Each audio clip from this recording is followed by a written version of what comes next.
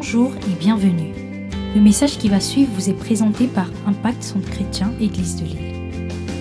Nous croyons qu'en l'écoutant, vous serez édifiés, encouragés, transformés et propulsés comme une flèche vers votre destinée en Christ.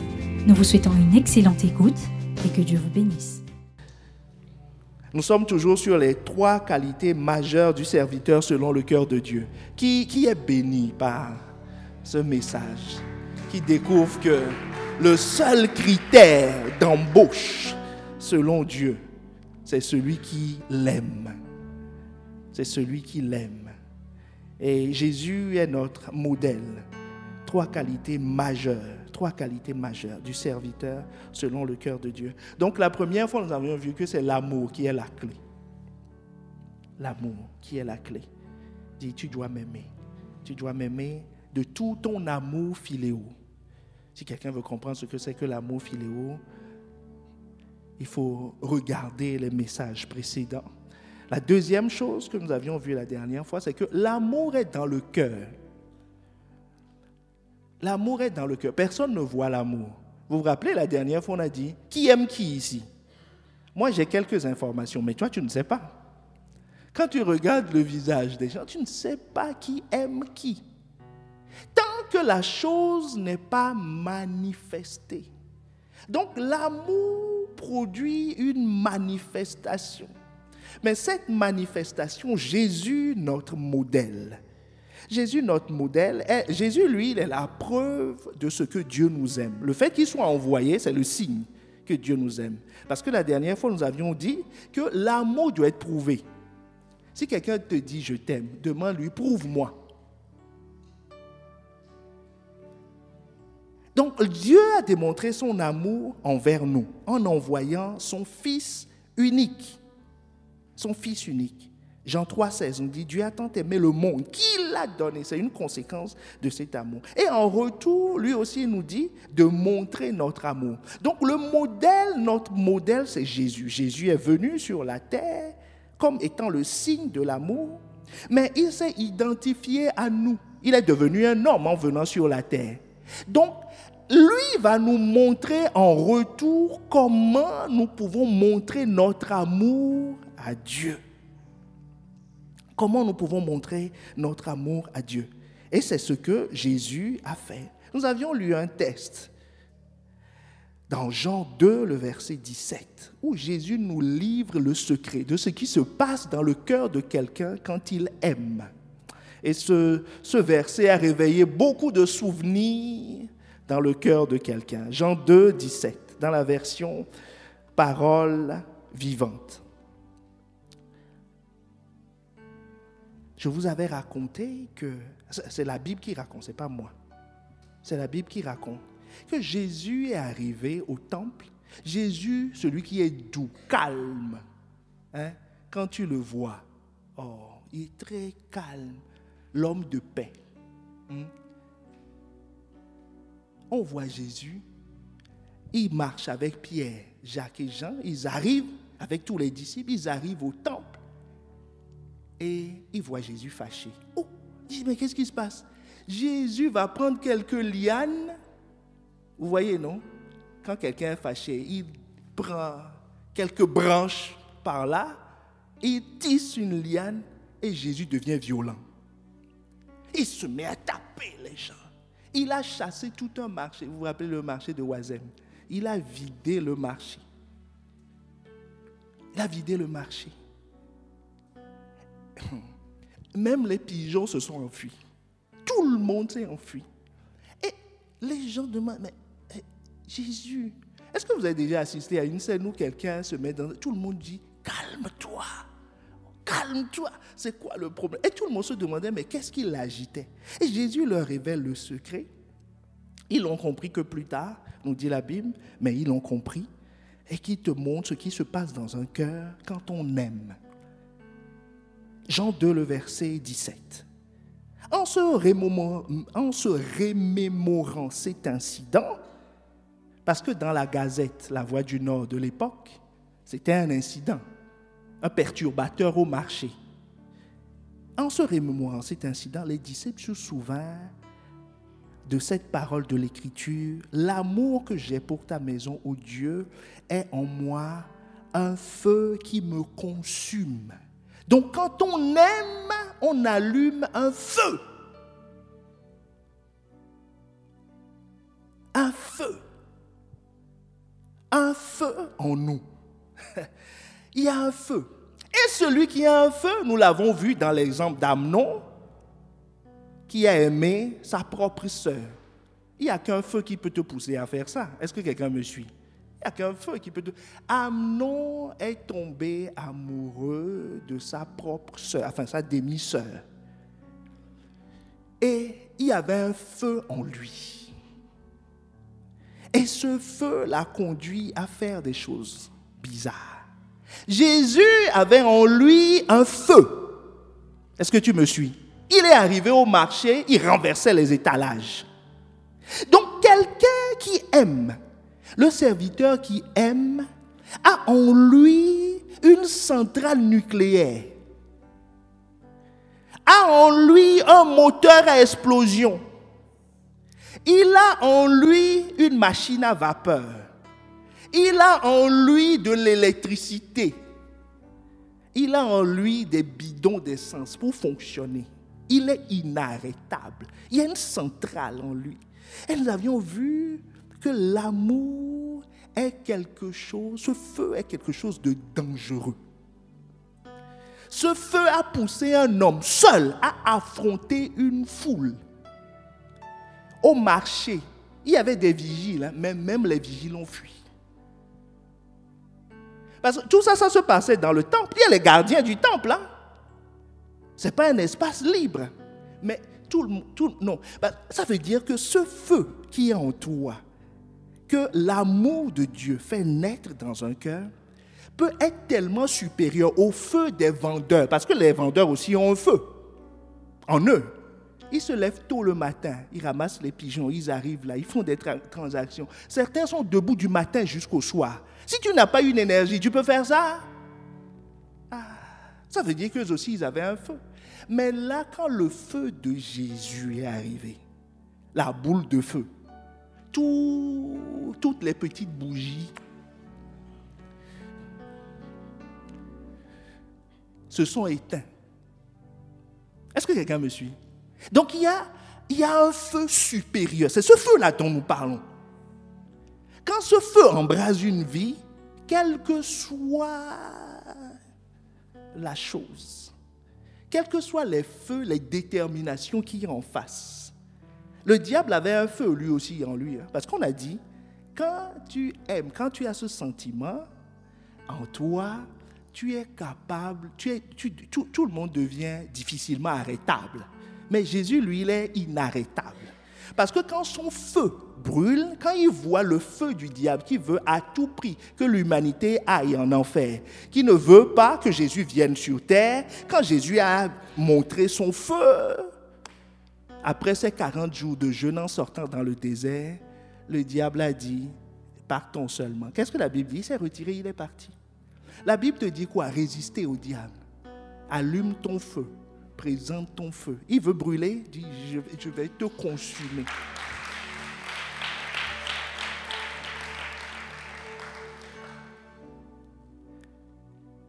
Allons dans Cantique des Cantiques, chapitre 3, le verset 1 à 4. La Bible va nous décrire un aspect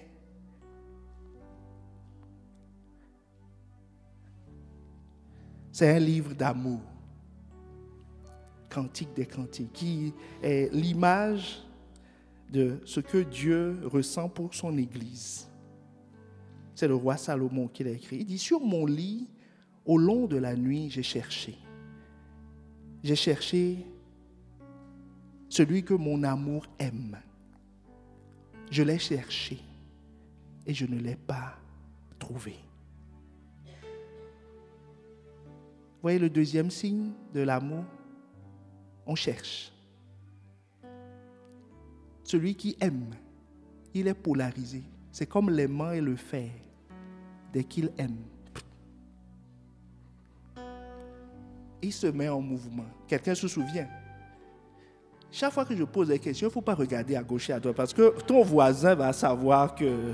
Il va te demander qu'est-ce que tu cherches. Regarde-moi seulement et fais-moi que tu comprends.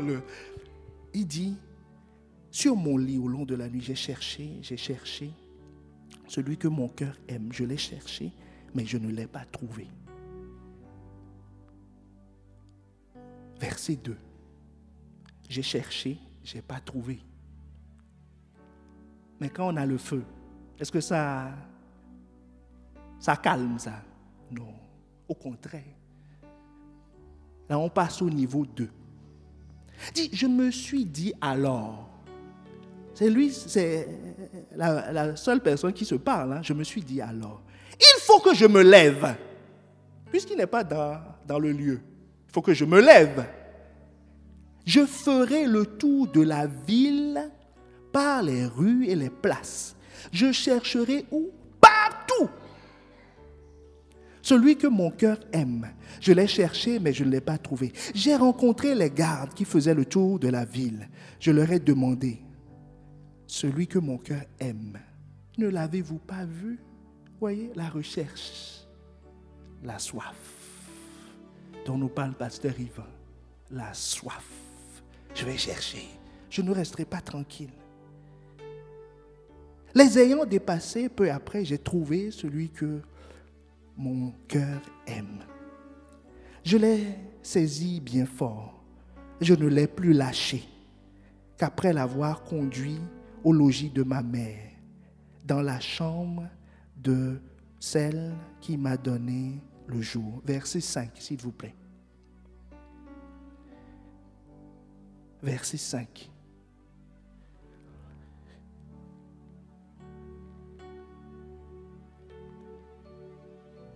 Ô filles de Jérusalem, ô je vous en conjure par les gazelles ou par les biches de la campagne, n'éveillez pas, non, ne réveillez pas l'amour avant qu'il ne le veuille. Ne réveillez pas l'amour avant qu'il ne le veuille. Parce qu'une fois qu'il est réveillé, il est incontrôlable. Il est difficilement contrôlable. Est-ce que quelqu'un me suit? Il dit ne réveillez pas. Il dit que c'est quelque chose de dangereux. C'est quelque chose qui est difficilement maîtrisable. Ne le réveillez pas tôt. Si vous le réveillez après. Vous savez, c'est ce qui est arrivé à Amnon. Je t'amène à comprendre ce matin que l'enjeu, ce n'est pas l'amour. L'enjeu, c'est l'objet de l'amour. C'est ça qui permet de juger un amour, qui permet de juger un zèle. Tout zèle est zèle et se comporte de la même façon. Est-ce que quelqu'un me suit? Le zèle que Judas avait pour l'argent était aussi fort que le zèle que Pierre avait pour Jésus.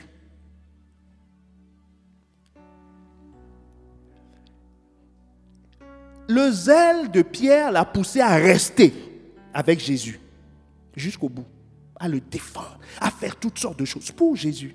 Mais le zèle que Judas avait pour l'argent l'a poussé à quitter Jésus, à aller de nuit. Tout ça, l'opération se passait la nuit, non? La nuit, Pierre est resté avec Jésus. La nuit, Judas est allé trouver le Sanhédrin en leur disant, donnez-moi mani. Je vais vous le vendre. Pour demain, on va le tuer. Est-ce que quelqu'un me suit? Le zèle. Le zèle est capable de te pousser à affronter des situations inexplicables, difficiles. Regarde, Bathsheba et David, le zèle. David l'a vu. Et s'est dit, mais cette femme, elle est trop belle pour Uri. Est-ce que vous voyez la pensée? Il dit, je vais m'en occuper de façon royale.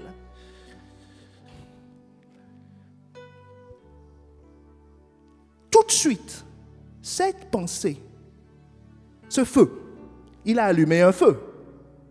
Est-ce que quelqu'un me suit? Ce feu lui a donné des idées. comment faire venir la femme? C'est une stratégie. À mon ami, ce n'est pas facile. Hein? Déjà, il avait une vue perçante. Il faut trouver l'adresse, expliquer à ses gardes, des gardes qui ne parlent pas, parce qu'il ne faut pas qu'ils parlent après. Il a toute une stratégie en tête. Il a fait venir.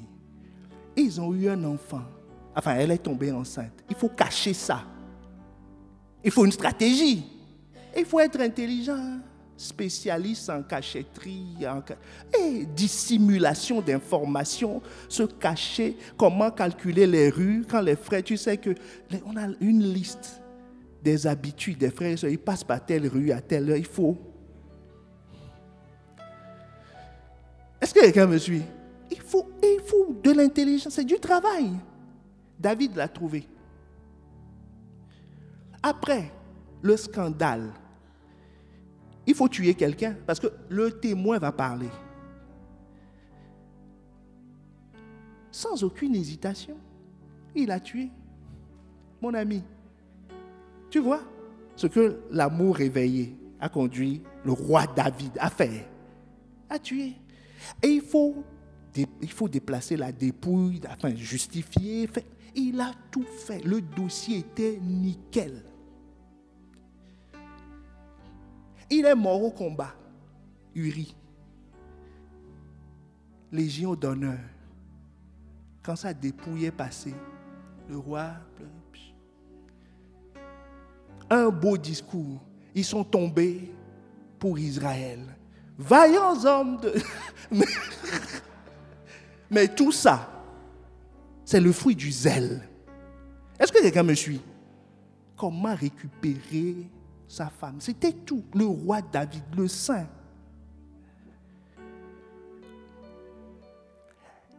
Donc, il a affronté l'opinion publique. Il a trouvé des stratégies. Il a bouleversé même la chaîne de commandement de son armée. Détermination. Jésus, lui aussi, il arrive au marché. Il bouleverse l'ordre établi. Il affronte les CRS du marché.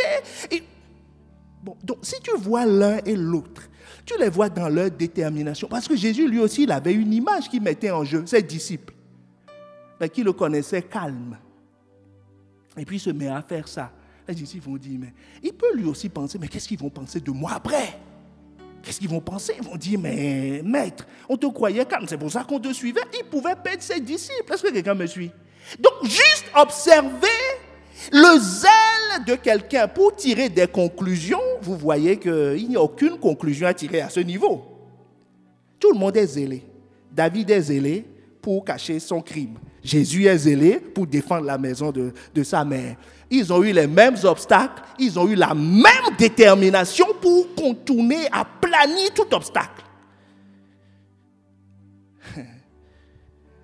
Je t'assure, si Joab, qui était le chef d'état-major de David, avait osé dire que, roi, ce que tu fais, ce n'est pas bon, je t'assure qu'au journal de 20 heures, remaniement, il sera surpris. Il sera surpris. Vous voyez, même le prophète, quand le prophète s'est approché, c'est sur la pointe des pieds. Il a dû prendre un exemple pour tester. Il dit, quelqu'un, dit roi, quelqu'un dans ton royaume a pris la brebis de quelqu'un. Prophète. Tu vois comment le message était habillé. Parce que le dossier est sensible. Il ne veut pas fâcher le roi. Donc, quelqu'un qui est zélé est dangereux. Ce zèle-là peut pousser quelqu'un. Il ne faut pas s'amuser avec ça. Hein. Quelqu'un qui aime est dangereux. Je ne dis pas qu'il est un danger. Je dis qu'il est dangereux. Il est dangereux. Il peut se tenir devant Dieu, l'insulter proprement. Il peut dire aujourd'hui tout le contraire de ce qu'il disait hier. C'est un feu qui est en lui. Il peut quitter ses parents qu'il a aimés depuis toujours, s'opposer aux autorités. Pourquoi? Le zèle. Est-ce que quelqu'un me suit? C'est un feu. C'est un feu. C'est un feu. Un feu dévorant. C'est pour ça que quand il dit ne le réveillez pas trop tôt. Ne le réveillez pas. Quand il n'est pas donné, c'est Dieu qui donne l'amour. C'est ce que nous avons vu dans Agapao. Dieu est amour. C'est lui qui donne l'amour. Quand c'est lui qui réveille, c'est un feu contrôlable. Quand c'est nous-mêmes qui réveillons, ça devient incontrôlable. Donc, mon objectif, ce que j'ai à cœur de partager avec vous ce matin, c'est que n'apprécions jamais ce feu comme étant le signe de l'amour de Dieu ou de la volonté de Dieu. Est-ce que je répète? Ce zèle n'est pas une indication de la volonté de Dieu. Parce que le feu, un feu est un feu. Est-ce que toi, tu peux, quand ça brûle, tu sais si c'est le gaz ou le charbon? Un feu est un feu. Pour celui qui vit le feu, c'est un feu. Enfin, il faut laisser le reste aux pompiers. Est-ce qu'on est ensemble? Un feu est un feu. Donc, ça ne s'apprécie pas, sa nature, sa justification. Est-ce que c'est bien, pas bien? Ce n'est pas le feu qui le dit. C'est ce qui sort du feu et l'objet du feu. Ce pourquoi le feu brûle. C'est ça qui sort du feu. Allons, le sous-point que je veux voir avec vous ce matin, c'est qu'un zèle peut être détourné. Ce feu peut être détourné. J'aurais pu l'appeler serviteur de Dieu. Ne te laisse pas voler le fruit de ton travail. Ou encore, attention aux zèles amers. Dis à ton voisin, attention aux zèles amers. Dis-le à deux voisins, même s'il fronce la mine, dis-lui que mon feu est plus... Attention aux zèles amers, c'est-à-dire il y a deux types de feu. Le feu qui nous intéresse, c'est le feu qui vient de Dieu. C'est ce que nous allons voir. Mais avant d'aller à ce feu, nous voulons voir rapidement l'autre feu qu'il ne faut pas encourager, qu'il ne faut pas laisser prospérer. Parce que ces dégâts seront, enfin il y aura des dégâts, mais pendant ce temps, son intensité, et quand ça brûle comme l'autre feu. Mais la finalité n'est pas la même. Allons dans Jacques. Allons dans Jacques 3, 13 à 18.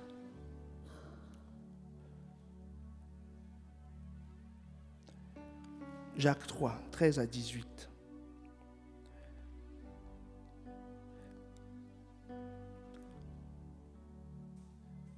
Ce matin, j'avais à cœur de vous parler du zèle selon Dieu, mais j'ai été convaincu de vous parler du zèle amer en suivant la structure de ce test. Parce que Jacques a parlé du zèle amer d'abord. Donc tu dois le savoir d'abord, avant de connaître le zèle selon Dieu. Est-ce que quelqu'un me suit? Je ne suis qu'un répétiteur. Donc, je suis exactement ce qui a été dit. Lequel d'entre vous est sage et intelligent? Qu'il montre ses œuvres par une bonne conduite avec la douceur de la sagesse. Mais si vous avez dans votre cœur un zèle amer et un esprit de dispute, ne vous glorifiez pas et ne mentez pas contre la vérité. Cette sagesse n'est point celle qui vient d'en haut, mais elle est terrestre, charnelle, diabolique. Que quelqu'un dise, elle est terrestre, charnelle, diabolique. Car là où il y a un zèle amer et un esprit de dispute, il y a du désordre et toutes sortes de mauvaises actions. Nous allons nous arrêter là pour ce test. Parce que le verset 17 nous parle de la sagesse qui vient d'en haut. Donc, quand il y a un feu quelque part, nous apprécions le feu par ses effets, n'est-ce pas? C'est par ses effets qu'on le sait. La chaleur, ça brûle, ça consume. Donc, on voit les effets. Donc, quand il y a un zèle, on voit aussi les effets. Et la Bible nous dit quel est l'effet qu'il faut voir? L'effet, c'est la sagesse. Est-ce que quelqu'un me suit? Suis-moi étape par étape. L'effet qu'il faut observer pour apprécier le feu, c'est la sagesse. La sagesse, c'est quoi? C'est la manière de faire. Est-ce que quelqu'un me suit? Si quelqu'un est en feu, tu ne peux pas apprécier le feu. Je te dis, tout feu est feu. Mais la manière de faire, les méthodes utilisées, la sagesse qui est exprimée par le zèle. Parce que chaque zèle donne une sagesse. Vous voyez le zèle de David concernant Bathsheba lui a donné une sagesse. Expert en dissimulation d'informations. Expert en disparition des preuves. Est-ce que quelqu'un me suit? Il y a une sagesse qui est une façon de faire qui est associée à chaque sagesse. À chaque zèle, pardon. Une façon de faire qui est associée à chaque sagesse. Et la Bible nous dit que la sagesse qui vient du zèle amer. Nous allons comprendre tout à l'heure pourquoi on l'appelle le zèle amer. Parce que ces fruits, au final, sont amers. Ce n'est pas doux. Ce n'est pas bon. En fait, ce zèle, c'est un feu qui carbonise le barbecue qu'on aura dimanche prochain. Ce n'est pas une cuisson à point. C'est forcément, ça transforme tout ça en carbone. Tout devient noir, non comestible.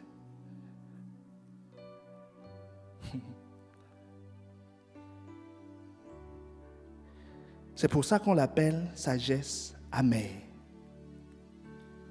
Zèle amer, pardon. Et la Bible nous dit qu'elle est d'abord terrestre. Donc, quand ce feu brûle en quelqu'un, quand quelqu'un est déterminé à faire quelque chose, il lui faut ce feu, on est d'accord. Maintenant, ce feu va utiliser quelle méthode? Des méthodes terrestres. Les choses de la terre. Les choses comment on sait que c'est les choses de la terre? C'est ce que tout homme fait. Est-ce que tu me suis? David, quand il a trouvé Bathsheba, qu'est-ce que tout homme fait? Tu es tombé dans un scandale, qu'est-ce qu'il faut faire? Il faut mentir, non? Ou bien? Non, demande à ton frère, qu'est-ce qu'il faut faire? Puisque c'est l'histoire qui crée le scandale. S'il n'y a plus d'histoire, il y aura un scandale? Ah non, première chose, il faut mentir. C'est ce qu'il a fait. Il a menti. Quand le mensonge s'agit trop, tu vois, comme un animal qui ne veut pas rester tranquille, tu le tiens par le cou, s'il faut, tu sors le couteau, Uri est mort. Tout ça, c'est pour contrôler. C'est des méthodes terrestres. Quand quelqu'un est zélé pour le service, on parle de serviteur, n'est-ce pas?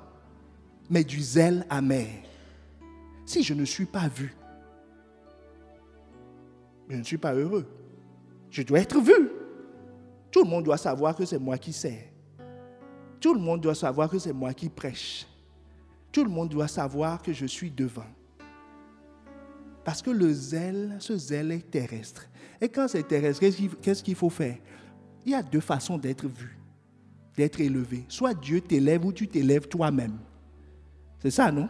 Donc, si tu dois t'élever toi-même, soit tu es au milieu de nains, donc auquel cas, on est dans la catégorie au pays des aveugles, les bonnes sont rois. Donc, tout ce que tu as à faire, c'est de les maintenir aveugles. Et toi, borgne. Comme ça, ton niveau est maintenu. tu seras toujours supérieur. Est-ce que quelqu'un me suit? On s'assure que personne ne s'élève en fait. C'est ce que ça veut dire. Que personne n'ait la connaissance de la vérité, la connaissance de la parole, la connaissance de la lumière. Comme ça, le peu de lumière que tu as, tu deviens borgne. Enfin, tu restes borgne. Et eux, ils sont plongés dans les ténèbres. Est-ce qu'on est ensemble? Une première façon.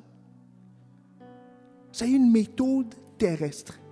Tu fais le tour de la terre, tu vas en Chine, tu vas voir, on fait la même chose là-bas. Tu vas aux Philippines, la même méthode. Et ça s'utilise. Sur toute la terre, ça s'utilise. Mais celui qui est zélé pour Dieu ne doit pas faire ça. La deuxième chose, la Bible nous dit que cette méthode est charnelle. Charnelle veut dire que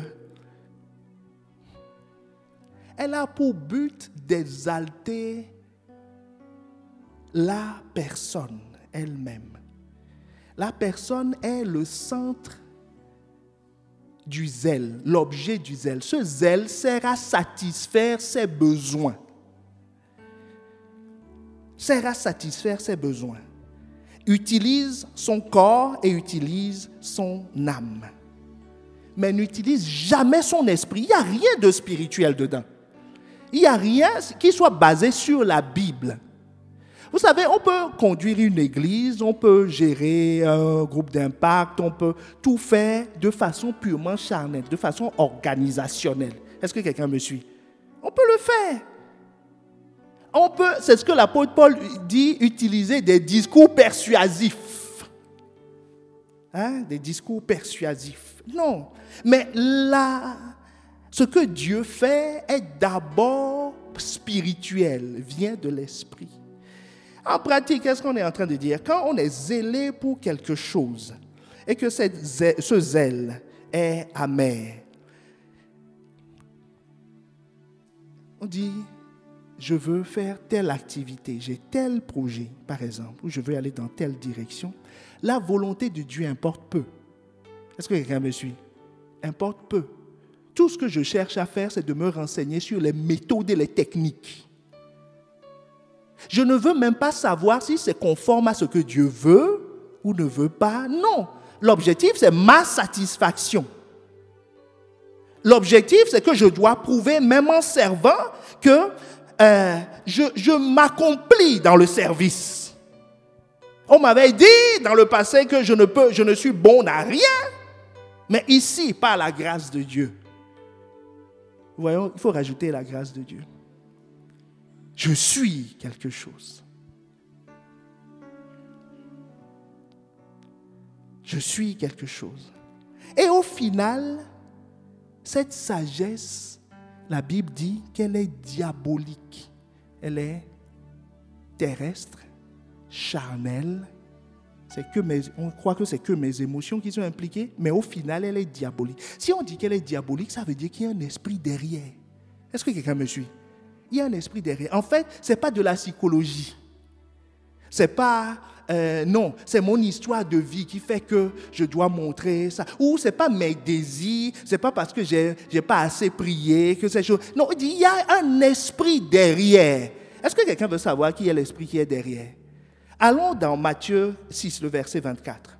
Tu vas voir que le point de l'amour revient là-bas aussi.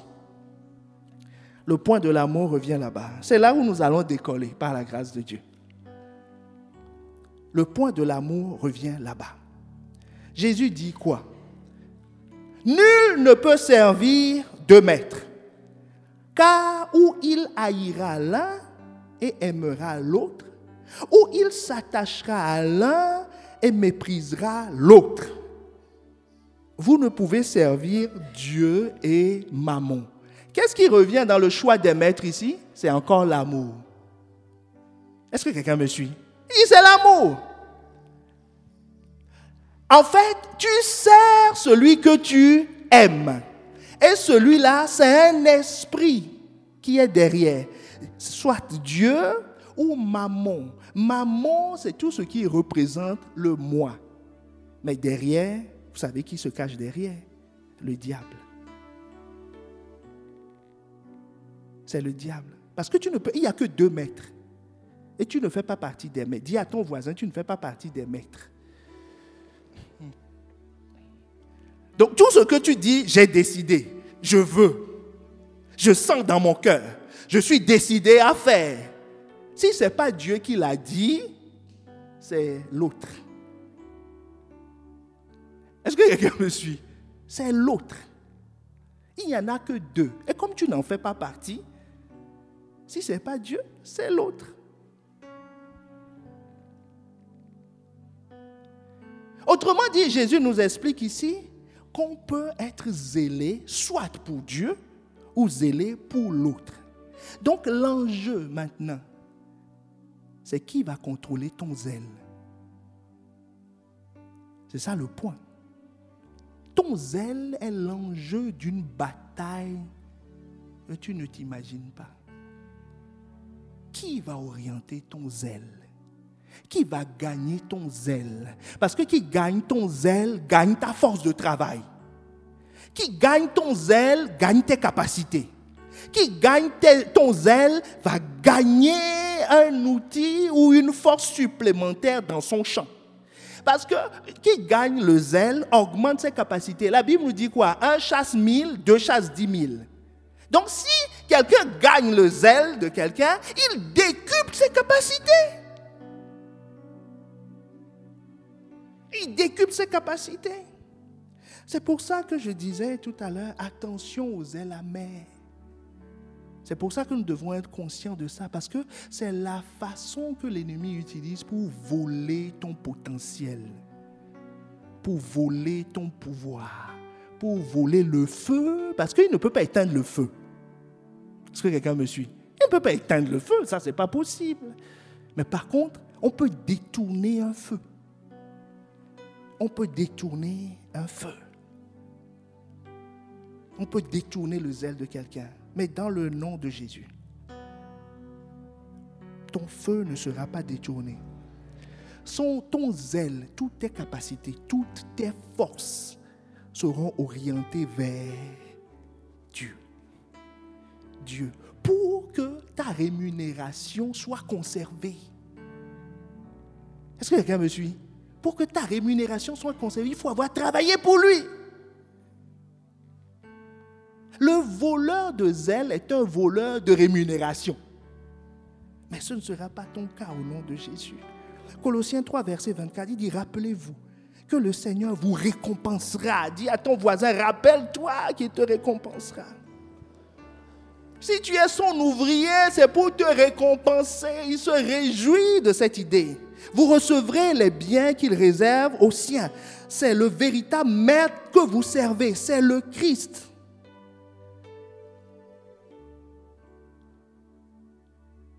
Alors, qui sont les voleurs de zèle? Est-ce que tu veux les connaître? Les voleurs de zèle. Ils sont deux. C'est un binôme. Ils fonctionnent en couple. Il y a le pilote et le copilote. C'est la Bible qui nous les présente. Il dit ces deux-là, il faut les éviter. C'est une révélation qu'il faut capter. Dieu est en train de préparer l'Église.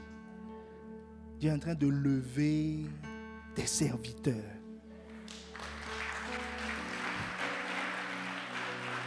De bons et fidèles serviteurs.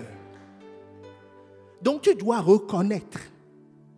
Si tu vois ces deux-là, tu dis, je vous ai vu.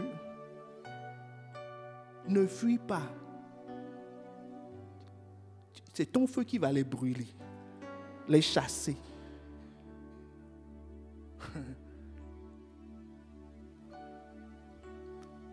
Les deux voleurs qui seront vaincus dans le nom de Jésus, dans l'Église, dans les vies. Jacques 4, le verset 14. Nous allons le lire dans 3 versions. D'abord la version parole vivante. Si par contre votre cœur est plein d'amère jalousie, que quelqu'un dise amère jalousie. Si vous êtes animé d'un esprit d'intrigue et d'ambition égoïste, vous voyez, animé, ça donne le mouvement, ça donne la force, ça crée une animation. C'est une force. Il n'y a vraiment pas lieu de vous vanter de votre sagesse. C'est-à-dire, ce n'est pas la bonne sagesse. Ce serait un défi à la vérité. La même chose dans la version parole de vie. Si vous avez dans votre cœur une jalousie amère, en fait, c'est la jalousie qui a donné le nom amer aux ailes. Est-ce que quelqu'un me suit? Voilà, c'est l'origine, la jalousie. La manifestation, c'est l'envie. L'envie de passer devant les autres. Ne vous vantez pas. Ne dites pas des paroles contraires à la vérité. Dans la version Louis II, qui nous dit même chose, si vous avez dans votre cœur une jalousie amère, jusque-là ça va, et un esprit, vous voyez qu'on lui donne le nom de quoi? Un esprit. Vous voyez que ce n'est pas de la psychologie, hein? En disant il faut se challenger. C'est ce qu'on dit, non? Voilà. Il faut se challenger. On se compare, Il dit, c'est un esprit qui s'appelle l'esprit de rivalité. Pourquoi l'autre a obtenu si moi je ne l'ai pas? À cet âge, je suis censé avoir ceci ou cela. Pourquoi je ne l'ai pas? Je me compare. Donc, Seigneur, 23 jours de jeûne et prière. Parce que eux, ils se sont arrêtés à 21 jours. Moi, 23 jours de jeûne et prière. Je dois, c'est quoi? La rivalité. La rivalité. La rivalité. Mais pourquoi il a eu telle faveur dans tel domaine? Non, Seigneur, ce n'est pas juste. Comme disent nos enfants, ce n'est pas juste. Je dois faire quelque chose. Pourquoi on a dit oui pour lui et non pour moi? Ce n'est pas juste. Donc, ce n'est pas le fond de l'histoire qui est l'objet de l'analyse. Hein. C'est pourquoi l'autre. Est-ce que quelqu'un me suit? C'est tout. Pourquoi l'autre? La rivalité. La rivalité. Ce que nous ne savons pas, pourquoi nous parlons de cette chose ce matin? Parce que tu ne dois pas être ignorant concernant l'existence de ces deux hommes forts. C'est des hommes forts. Je vais te montrer tout à l'heure qui contrôlent toute une panoplie de démons. Est-ce que quelqu'un me suit? C'est des hommes forts. C'est les généraux, ça. Jalousie, rivalité. Dans leur section, la Bible te dit, après ça, tu as toutes sortes.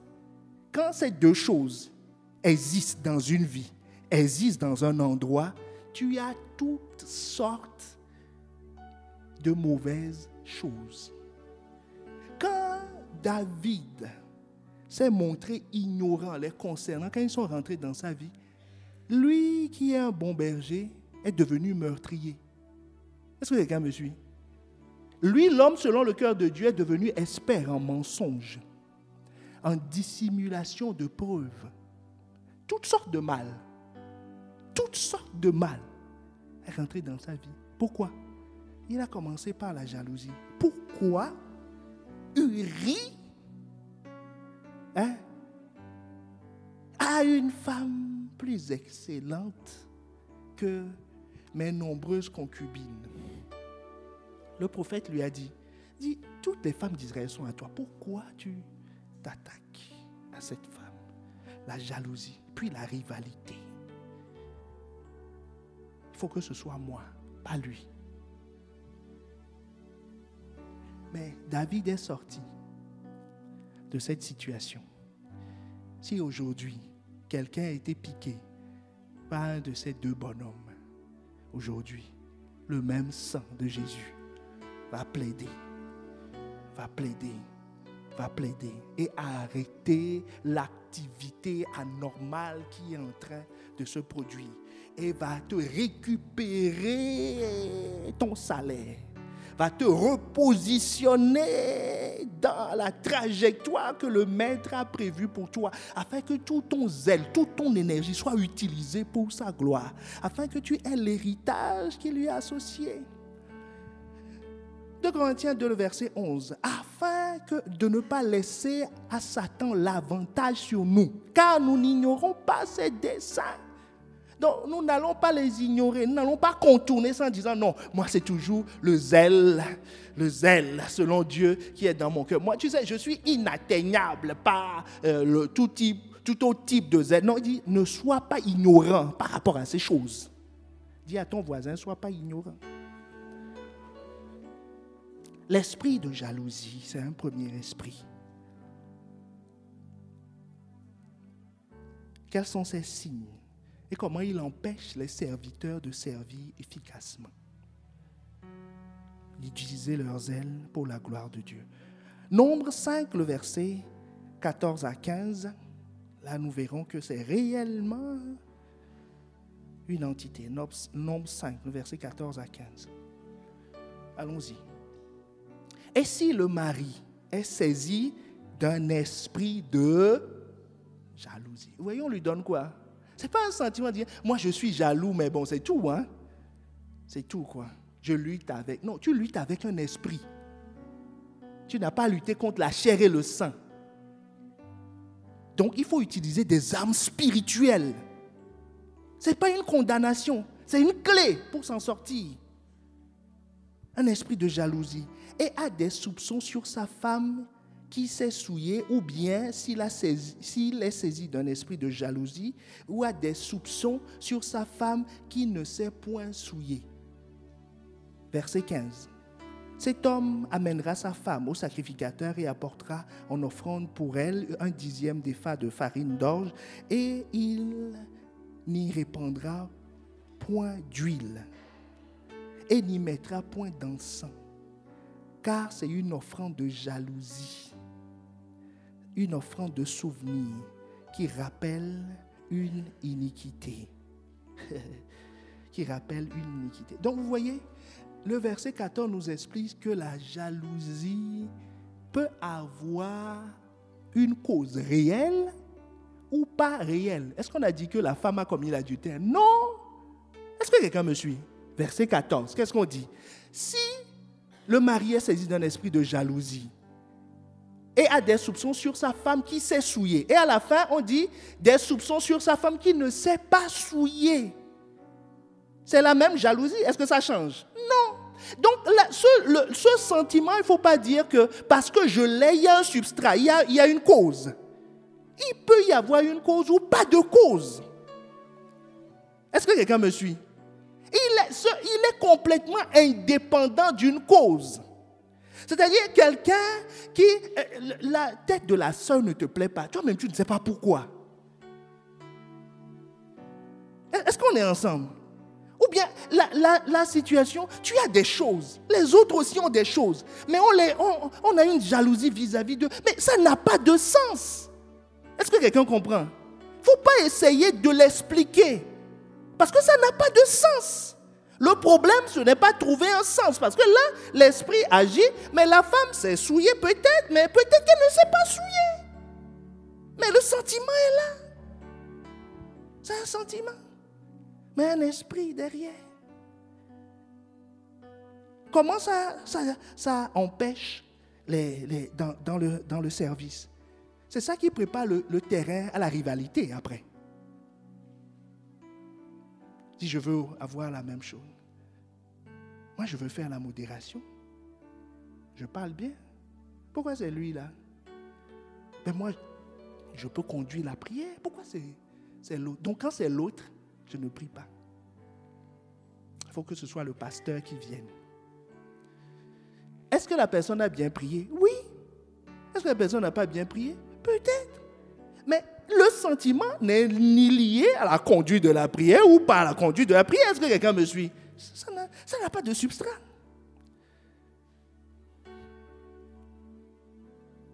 C'est un sentiment qui naît comme ça.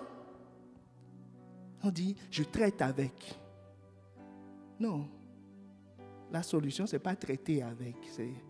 Un homme ne traite pas avec un esprit. Il faut être caché dans le sang de Jésus.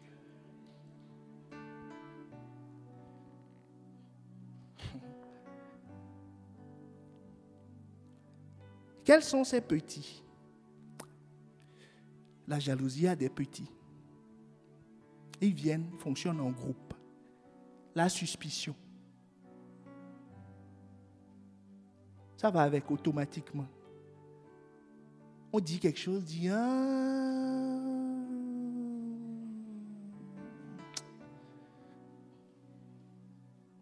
ça fait longtemps que je le pensais. Verset 14, il faut le garder affiché. Ça fait longtemps que je le passais. Je sais qu'il ne m'aime pas. Cette remarque-là, c'était sévère. Mais Dieu a exposé son cœur, quoi. Est-ce que tu me suis? La suspicion. On dit, je t'aime de l'amour de Jésus. Il dit, non. Il faut se méfier. La suspicion. La suspicion. Il vient, on dit, oh, bienvenue, Majesté. Il dit, elle me connaît d'où, la fille de l'accueil, là. Ces gens-là sont suspects. Tout ça, c'est pour que je reste ici. Je ne resterai pas. On dit, quand ce sentiment vient, ça te pousse à t'élever contre la vérité. Je dis non.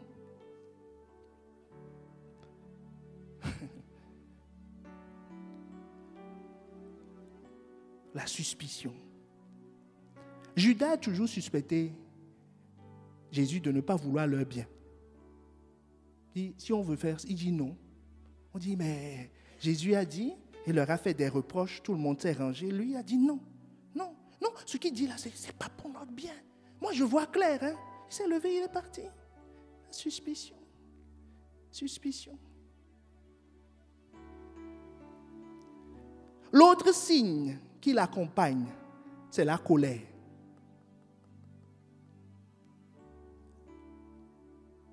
Ça fait partie de la troupe. Le général, jalousie. Les officiers. Il y a la troupe colère. Proverbe 6, verset 34 à 35. Car la jalousie met un homme en fureur. C'est pour ça que quand ce zèle est en train de fonctionner, la personne peut être en fureur. Il est fâché contre tout le monde. Il vient à l'église. Il est contre tout le monde. On ne m'aime pas ici. Il me regarde bizarrement. Le message est pour moi. Hey! Ça, c'était... Quelqu'un lui a rapporté. Est-ce que quelqu'un me suit? Il est en train de raconter ma vie. C'est parce qu'il m'a vu il y a quelques jours que depuis la chair, il est en train de lancer des missiles intercontinentaux dans ma direction pour me faire exploser. Il est en train d'exposer ma vie. Il y a une fureur. Pendant que les autres reçoivent lui dans son cœur.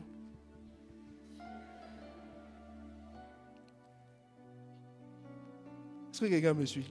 Mais il y a un verre ici. Où les regards sont réfléchis. Est-ce que quelqu'un me suit? Il y a une fureur. On dit, mais calme-toi. C'est quoi cette colère-là? Non, non, non. Non, c'est pas possible. Et il est sans pitié au jour de la vengeance. C'est un plat qui se mange très froid. Il attend son jour. Le serviteur qui est animé d'un esprit jaloux, parce qu'on lui a retiré quelque chose, ou parce qu'il a fait quelque chose, ainsi de suite, il dit, vous allez voir, ceux qui vont suivre là, ça ne marchera pas. Donc j'attends calmement mon jour, pour prouver que sans moi, vous ne pouvez rien faire. Il faut lui dire qu'il y a un copyright sur cette phrase. Il attend qu'il y ait dit, dès que ça ne marche, vous voyez, c'est le jour de la vengeance qui se mange à froid.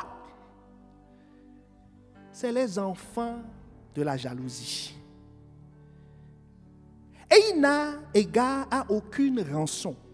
Et il est inflexible, même quand tu multiplieras les dons.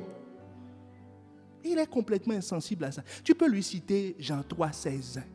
Jacques, ceci. Tu le prends. Tu dis, viens, on va manger. Tu manges. Bon, la Bible dit, il faut prendre la bataille. Sinon, tu vas perdre ton argent, tu vas perdre ton temps. Parce qu'il n'est sensible à aucune rançon. Tu ne peux pas l'amadouer. Est-ce que quelqu'un me suit? C'est un esprit qui bout en lui. Il faut traiter le problème de l'esprit. Les cadeaux ne le calment pas, la nourriture ne calme pas, la communion fraternelle ne le calme pas. Ça ne fait qu'exciter la colère. Cette personne ne connaît ni la paix ni la satisfaction. Est-ce que quelqu'un voit le signe, l'impact au niveau de son âme? Il n'est pas en paix. Il n'est pas en paix dans l'église, il n'est pas en paix dans la communion fraternelle, il n'est en paix nulle part, il n'est satisfait de rien. On prêche sur le Saint-Esprit, il dit pourquoi on n'a pas prêché sur la croix de Jésus?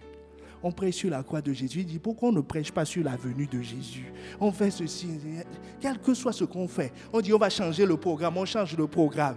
Il dit avant c'était 2 cultes, c'est pour ça que on change, on passe à 1. Il dit non, insatisfait, il n'est pas en paix. C'est dramatique ce dont on parle. Il n'est pas en paix, donc c'est un homme en souffrance. C'est pour ça que nous devons avoir de la compassion.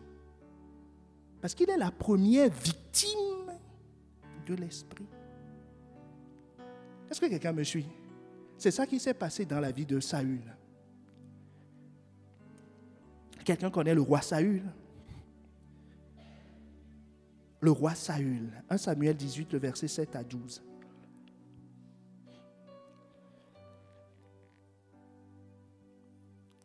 La Bible dit quoi? Cette sagesse, elle est d'abord terrestre. Si tu vas dire quelque part que je suis jaloux, est-ce que dans ce monde-ci, quelqu'un va te dire c'est pas bien? On va te dire, on comprend. Dis, toi-même, tu n'es pas trop jaloux. Parce que moi, si j'étais à ta place, je serais encore plus jaloux. C'est terrestre, c'est admis. On comprend ça. Dis, je sais que tu as de la jalousie, mais c'est normal. Qui n'est pas jaloux? Non, dis pas moi. Je ne vais pas tolérer ça. Elle est ensuite charnelle dans ses méthodes. C'est-à-dire, elle implique ton âme. C'est ça qui trouble une paix. Et elle est diabolique. Regardons l'histoire de Saül et nous allons voir que les 3 choses sont représentées. 1 Samuel 18, verset 7 à 12. Les femmes qui chantaient se répondaient l'une et l'autre et disaient, Saül a frappé ses 1000 et David ses 10 000. Saül fut très irrité. Vous voyez, hein? Le premier officier s'est présenté, la colère. Ça l'irritait. Et cela lui déplut. Et on en donne 10 000 à David, et c'est à moi que l'on donne les 1000. Il ne manquerait plus que la royauté. Vous voyez, il y a un langage de la jalousie. Et Saül regarda David d'un mauvais œil. Et à partir de ce jour et dans la suite, c'est ça le début de leur problème. Est-ce que tu me suis? C'est ça le début de leur problème. C'est-à-dire, à partir de ce jour, David ne servait plus les intérêts de Dieu. Son zèle a été détourné pour combattre toute sa vie David. Saül, son zèle a été détourné ce jour pour combattre toute sa vie David. C'est le début de leur problème. Et le verset suivant te dit quoi? Le lendemain, le mauvais esprit de Dieu saisit Saül, diabolique.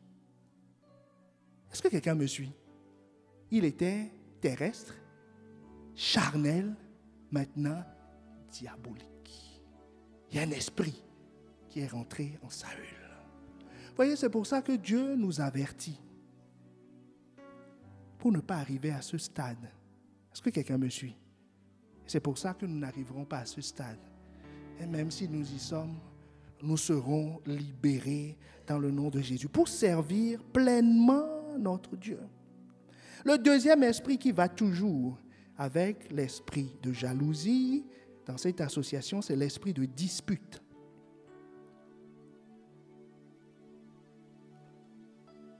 L'esprit de dispute que nous avons lu dans Jacques 3, le verset 14. La Bible nous dit dans Philippiens 2, le verset 3, « N'agissez pas en vue de la satisfaction de vos désirs particuliers. Laissez tomber tout esprit de rivalité. Ah, j'aime cette version, on dit laisser tomber. C'est-à-dire, on n'est pas obligé que ça nous arrive. Est-ce que quelqu'un me suit? Je ne suis pas obligé. Je peux refuser. Ça veut dire qu'il sollicite. C'est à moi de l'admettre ou de ne pas l'admettre. Mais tu ne l'admettras pas au nom de Jésus. Laissez tomber tout esprit de jalousie, que ni la vanité, ni le désir de faire bonne impression ne commandent vos actions. Que par humilité, chacun considère son frère comme meilleur et plus important que lui-même. Apprenez à reconnaître la supériorité des autres. Dans la version second 21, ne faites rien par esprit de rivalité ou par désir d'une gloire sans valeur, mais avec humilité considérez les autres comme étant supérieurs à vous. Autrement dit, dans ce verset, qu'est-ce que nous notons? Que l'esprit de rivalité, son autre nom, c'est l'esprit d'orgueil. Est-ce qu'on est ensemble? Son autre nom, c'est l'esprit d'orgueil. C'est les deux associés, jalousie et orgueil, qui empêchent. Pourquoi l'orgueil vient? Parce que l'orgueil vient pour éteindre le feu. C'est ça qui diminue le feu.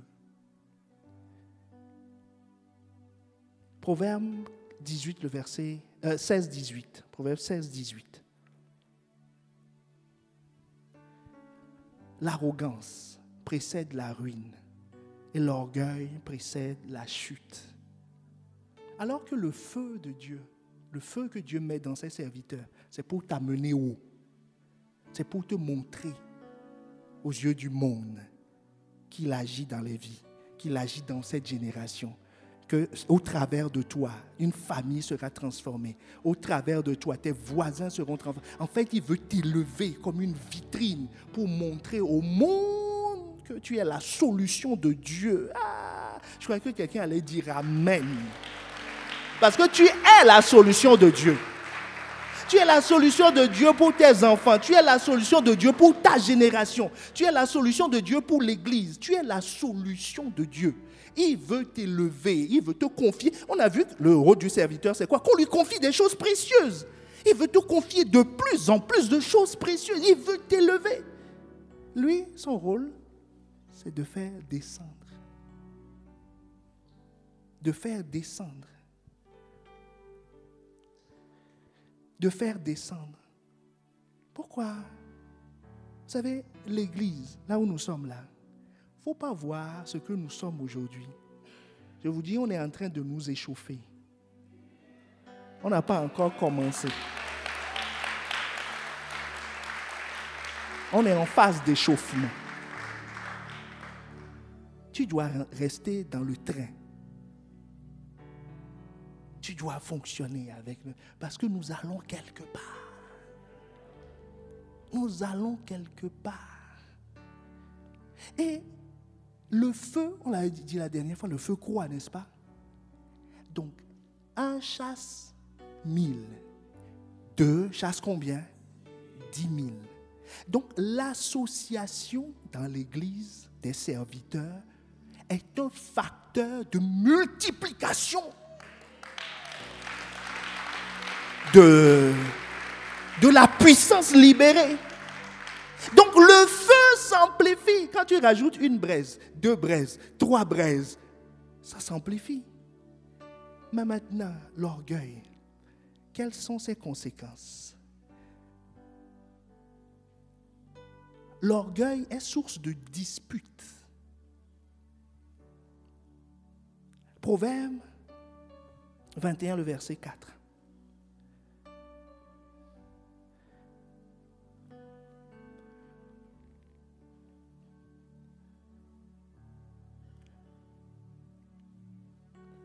Ce n'est pas la bonne référence. Il faut qu'on lise la bonne référence pour que quelqu'un...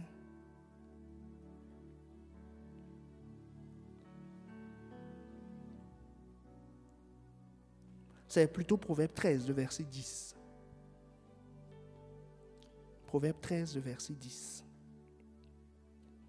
Je suis en train de te montrer que l'objectif de l'orgueil, l'esprit de rivalité, c'est pour que nous ne soyons pas unis. Est-ce que quelqu'un me suit? ne soyons pas unis. On est des concurrents. On est des concurrents. Il ne faut pas faire quelque chose ensemble. Parce que la gloire ne doit pas être collective. Quand on dit l'église avance, on dit « et moi ma vie ». Parce qu'il voit sa vie. Quand on dit de faire quelque chose, il dit « quel est mon intérêt ?» Quel est mon intérêt? Qu'est-ce que ça m'apporte? On dit l'église, il dit non. Il fait tout pour qu'il reste un individu dans le lot. Pour qu'on ne soit pas 2, 3, 4, 5, 6 mobilisés pour quelque chose. Proverbe 3, le verset 10. Comment il le fait? Pas des querelles, pas des disputes, mais seulement pas orgueil, c'est seulement par orgueil qu'on excite les colères. Qu'on excite des querelles, pardon. Donc c'est quoi? C'est un combustible qui fait prendre feu. C'est un combustible. L'orgueil va exciter les colères. Pourquoi lui? Pourquoi pas lui? Non, on m'a dit ça la dernière fois. Je suis fâché. Si c'est comme ça, je ne viens plus. Non, c'est pas possible. Des querelles. Non, l'autre, regarde comment il m'a regardé. Moi, je voulais m'asseoir quelque part. Non, on m'a dit, va t'asseoir quelque part. J'ai comme l'impression que celui-là, il a quelque chose contre moi. Je ne suis pas en paix. Non, pourquoi ceci? La navette n'est pas arrivée à l'heure. Non, mais pourquoi ils sont en retard? Et il y avait la querelle. Est-ce que quelqu'un me suit? Qui l'eût cru que ce soit l'orgueil qui est à la base? La Bible dit c'est seulement par l'orgueil qu'on excite les colères. Fâché contre tout le monde. Fâché contre tout le monde. Moi, je veux bien servir, mais il faut... Non. Il m'a marché sur... Non. Je ne peux pas. Mais la sagesse est avec ceux qui écoutent des conseils.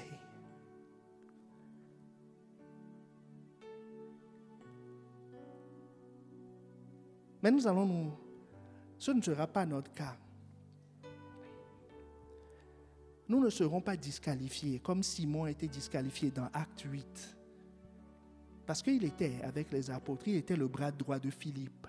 Quand Pierre est arrivé, sous ses yeux, il s'est produit des miracles, des signes. Toute une ville a été transformée.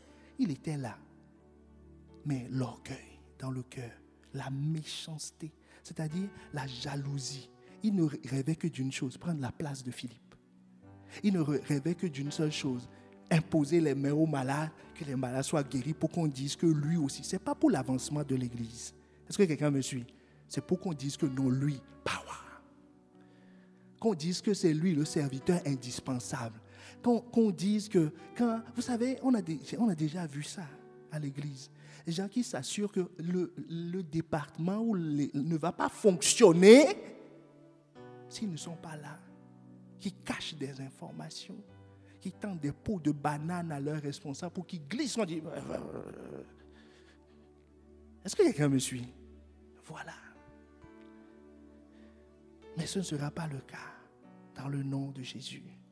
Parce que lui, il a été disqualifié à cause de ça. Mais toi, tu ne seras pas disqualifié. Tu ne seras pas disqualifié. Tu ne seras pas disqualifié. Ce matin, l'objectif, c'est que tu sois informé qu'il y a 2 entités qui sont des hommes forts. Parce que vous voyez pourquoi on dit hommes forts? Parce qu'il y a d'autres esprits qui dépendent d'eux. Il se présente jalousie, mais derrière la jalousie, tu as quoi? Tu as la vengeance, tu as la colère. Tout le monde ne manifeste pas la colère. C'est une troupe, donc il y a des sergents qui sont affectés à certains. D'autres, tout le monde n'a pas tous ensemble le même problème au même moment. Mais c'est la jalousie. Et le deuxième, c'est la rivalité. La rivalité. Mais Christ est venu. La Bible nous dit, Marc 16, verset 15, que vous marcherez sur toute la puissance de l'ennemi. Toute la puissance de l'ennemi. Donc, il n'y a aucune raison pour que la jalousie soit trouvée dans ta vie. Parce que Christ les a vaincus. Il n'y a aucune explication biblique, psychologique peut-être, mais pas biblique, et ni spirituelle à cela. Il n'y a aucune raison que tu te compares aux autres. Pourquoi lui, pourquoi pas moi? Parce que tu sais qu'il a des projets de paix, non de malheur, pour toi. Tu sais que même si tu étais seul sur la terre, il viendrait mourir. Tu sais que ce qu'il a de meilleur, c'est ce qu'il t'a donné. Il a donné lui-même. Donc pourquoi me comparer à quelqu'un? Pourquoi me comparer à quelqu'un? Pourquoi me comparer à quelqu'un? Paul était instruit, Pierre n'était pas instruit. Mais qui est le chef de l'Église? C'est Pierre. Et il a fait l'œuvre. Chacun dans son domaine. Autant nous sommes ici, nous sommes tous indispensables. C'est pour ça que Dieu t'a amené. Tu es indispensable. Tu es indispensable. Ne perds pas ta place. Quel que soit ce qui s'est passé, rien ne peut justifier ça. Rien ne peut justifier ça. Rien ne peut justifier la colère. La Bible dit que la colère n'est pas bonne conseillère. La Bible dit que le soleil ne se couche pas sur ta colère. Donc, quand la nuit commence à tomber, tu dis à la colère, va-t'en. Tu ne peux pas dormir chez moi et te réveiller demain matin. Je suis marié à Jésus.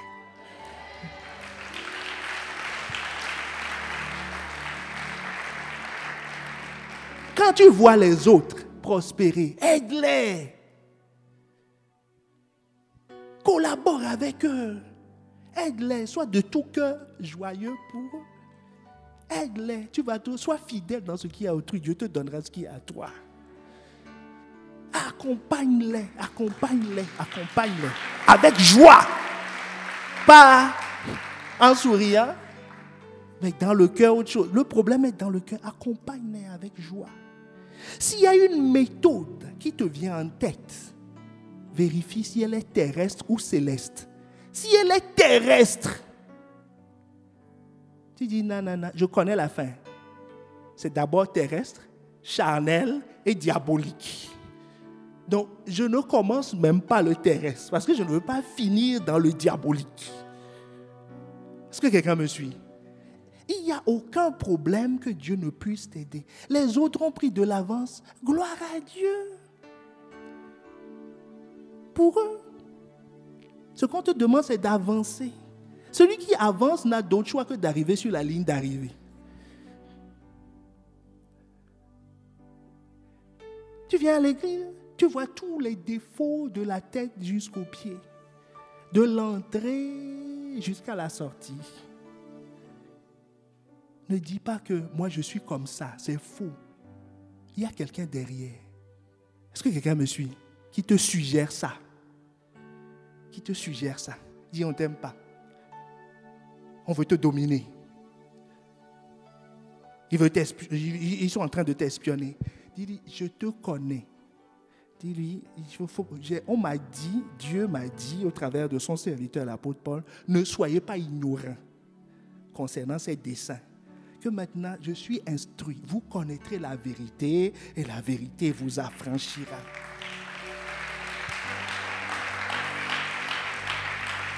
Quand ça se passe, tu ne vas pas dire que non, moi, mon âme est comme ça. C'est l'histoire de ma famille, c'est mon vécu. Tu es en train de faire de la psychologie. Est-ce que quelqu'un me suit? Il faut dire, attends-moi. Tu dis, est-ce que ce n'est pas terrestre ça?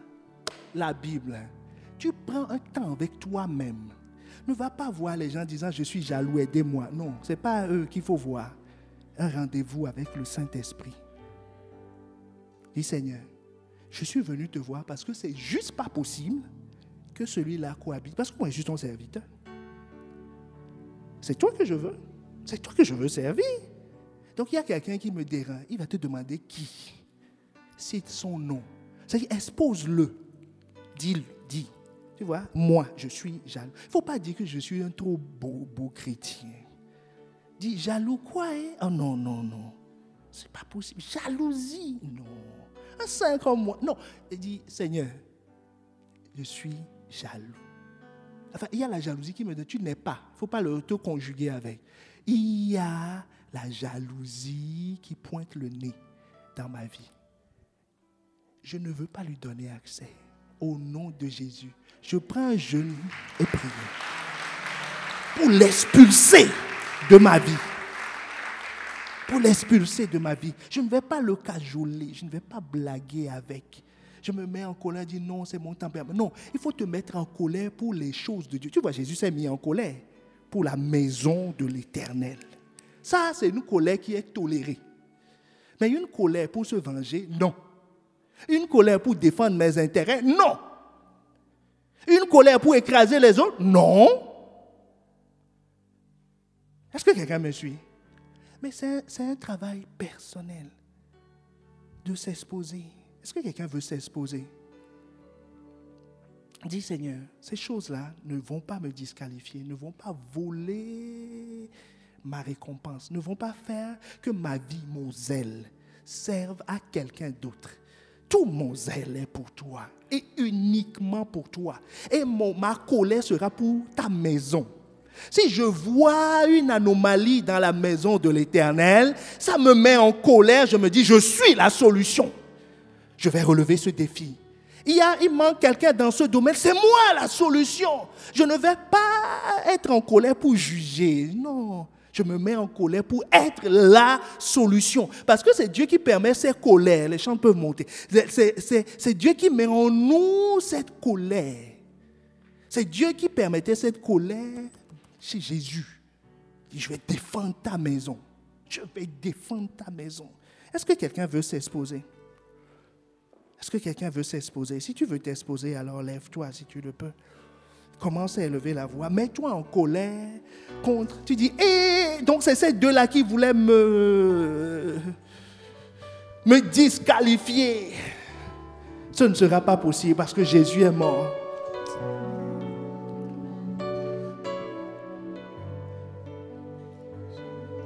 Je te donne tout.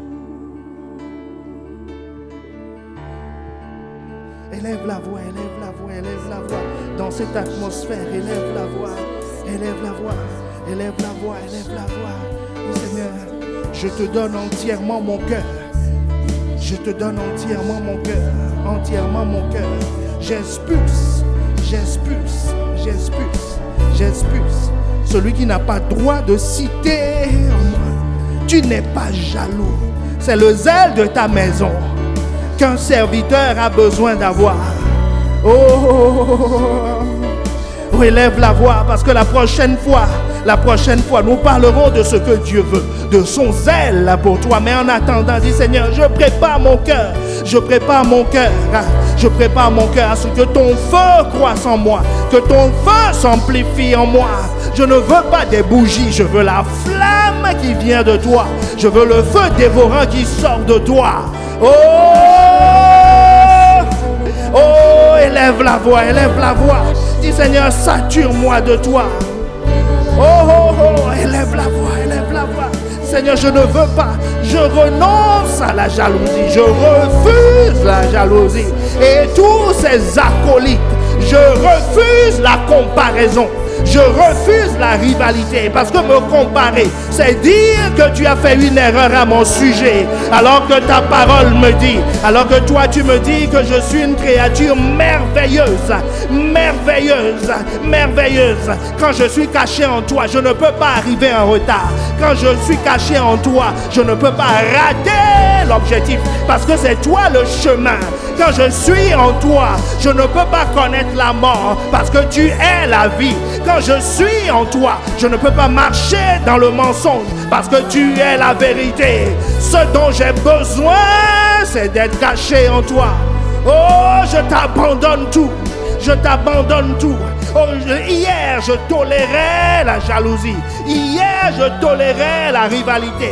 Ah, je disais non, c'est pour se stimuler. C'est pour se stimuler. Non, c'est toi mon stimulant. Le Saint-Esprit est le feu dévorant. C'est toi le stimulant. J'ai pas besoin que mon voisin me stimule. C'est toi qui es ma source. C'est toi que je sers. C'est à toi que je veux ressembler. C'est toi qui me stimule. Parce que c'est le zèle de ta maison qui me dévore. C'est ça qui me stimule. Ce n'est pas les autres. Ce n'est pas leur accomplissement. Ce ne sont pas leurs résultats. Ce n'est pas ce qu'ils font ou ne font pas. Si j'étais seul sur la terre, tu me stimulerais quand même. C'est toi qui stimulais Adam. C'est toi qui stimulais Adam. Donc tu peux me stimuler. Élevons la voix, élevons la voix. Quelqu'un se met en colère, dit cette situation va changer aujourd'hui parce que je suis en train de préparer mon cœur à recevoir, à vivre, à expérimenter le zèle pur. Le zèle pur, la sagesse qui vient d'en haut, la sagesse qui vient d'en haut. Oh, élève la voix, élève la voix, élève la voix, élève la voix. Oh, je te donne tout.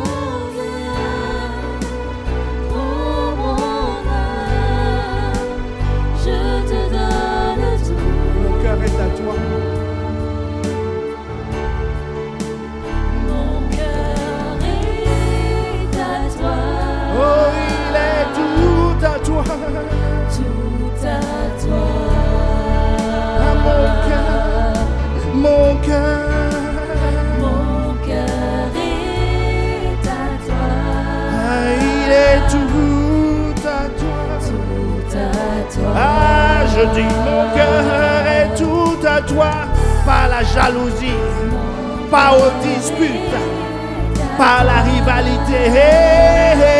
Il est tout à toi. Ah mon cœur est à toi. Et il est tout à toi. Tout à toi.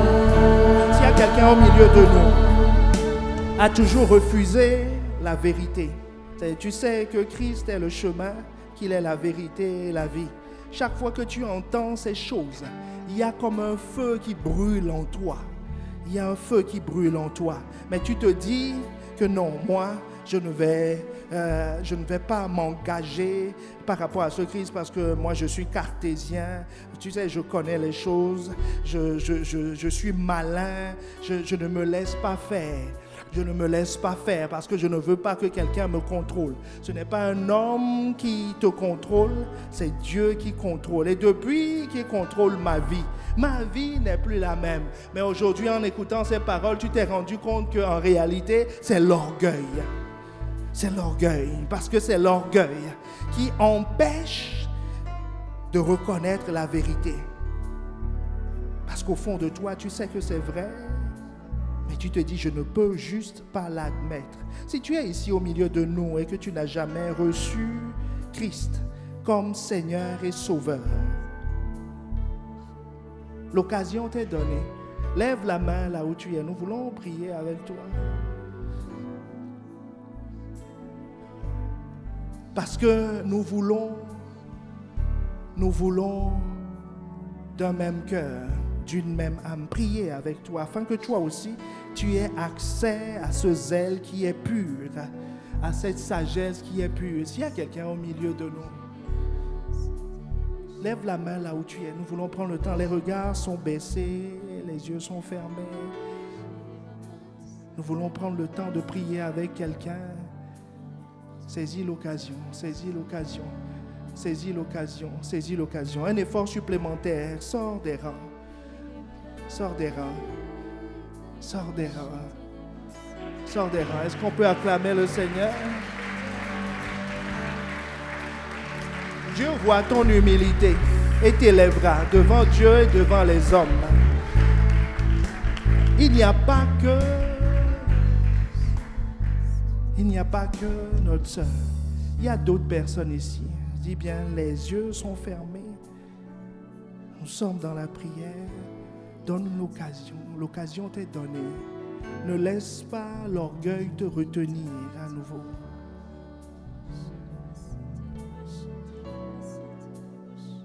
Parce que Dieu veut t'élever.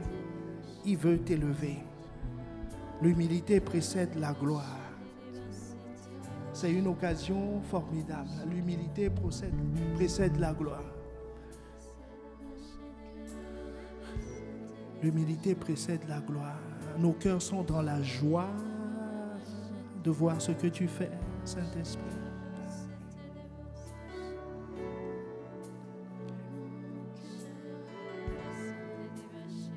Alors tu vas répéter avec moi et avec toute l'Église. Seigneur Jésus, merci d'être mort pour moi.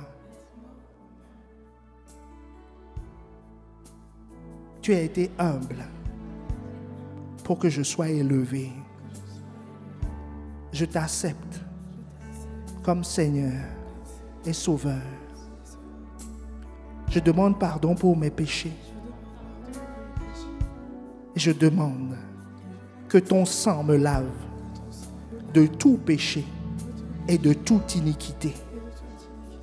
À partir d'aujourd'hui, je veux être compté parmi tes brebis, des gens de ta maison. Et je demande que ton feu s'allume en moi maintenant et ne s'éteigne jamais. Aille en s'amplifiant. Je veux être zélé pour toi. Que toute ma force, toute mon âme, tout mon cœur soit tourné vers toi à partir d'aujourd'hui, dans le nom de Jésus. Amen. Seigneur, nous élevons la voix comme famille pour bénir ton nom de ce que tu sauves encore aujourd'hui dans toutes les générations. Le ciel se réjouit de ce qu'une âme se rajoute au royaume. Seigneur, nous prions dans cette joie qui nous anime, que ta main s'étende sur elle, que personne ne la ravise de tes mains. Seigneur, que son feu soit constaté, que son zèle soit constaté dans le nom de Jésus. À partir d'aujourd'hui, elle est en tes mains et nous l'accueillons dans ta famille, comme cela se doit dans le nom de Jésus. Dans le nom de Jésus.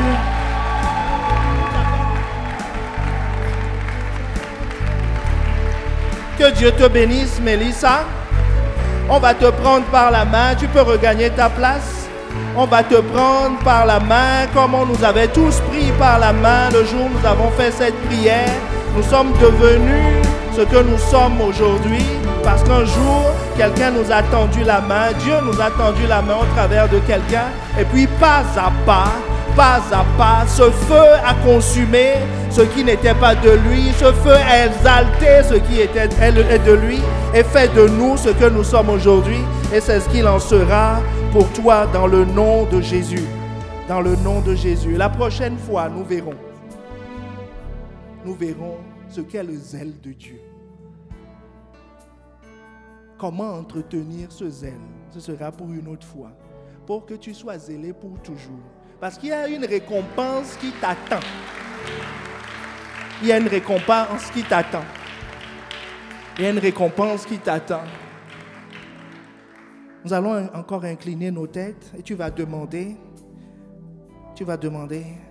répéter après moi, Seigneur Jésus, que les feux que tu n'as pas allumés dans ma vie soient éteints, que la jalousie, que la rivalité n'ait aucun accès, ne prospère pas dans ma vie, dans le nom de Jésus. Je sais que ce n'est pas l'histoire des petits ou des grands. Des rois ont été piqués, des pasteurs ont été piqués, des gens simples ont été piqués. Mais je sais que ton sang me protège contre toute attaque de l'ennemi. Et aucun esprit qui n'est pas le Saint-Esprit ne prospérera dans ma vie. Dans le nom de Jésus. Amen.